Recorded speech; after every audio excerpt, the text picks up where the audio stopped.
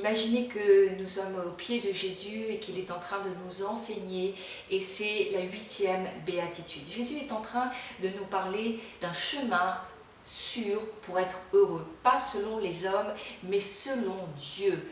Il faut que nous puissions élever un peu les yeux de la foi pour écouter cela. Matthieu 5, 10 nous dit « Heureux ceux qui sont persécutés pour la justice, car le royaume des cieux est à eux. » Bien sûr, cette béatitude ne concerne pas les personnes qui militent d'une façon, je dirais, fanatique. Il n'est pas du tout question de cela dans cette béatitude. D'ailleurs, Paul va exhorter Timothée de la façon suivante. Il lui dira « Tous ceux qui veulent vivre pieusement en Jésus-Christ seront persécutés. » En clair, ça veut dire, Timothée, tu sens que tu es malheureux en cet instant parce que tu es persécuté. Mais Timothée, sache que si tu es persécuté, alors réjouis-toi en quelque sorte parce que ça veut dire que tu vis pieusement.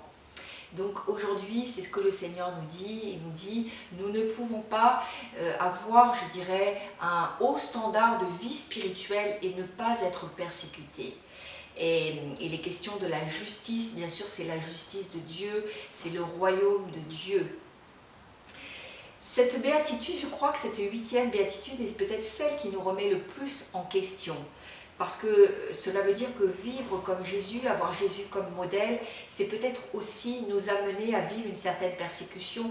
De quoi sera faite cette persécution? Cette persécution pourra amener à notre égard de la jalousie, de la haine, des calomnies, de la médisance.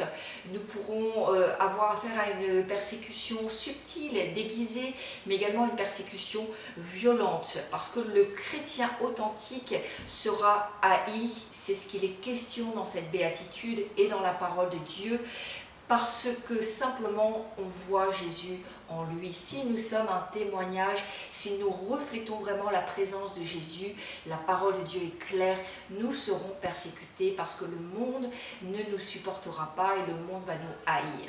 Certains psaumes nous présentent la prière de justes qui sont anonymes parfois et qui se trouvent dans l'épreuve et dans la persécution.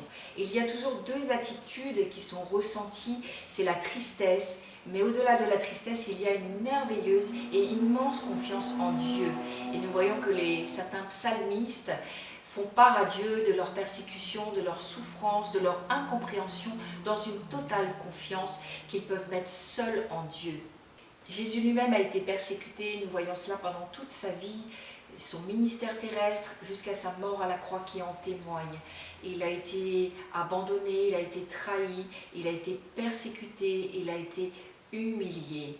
Et il est question que nous-mêmes, nous ne sommes pas plus grands que le Maître. Je voudrais que vous puissiez lire avec moi Jean 15, versets 19 à 21. Le serviteur n'est pas plus grand que son Maître.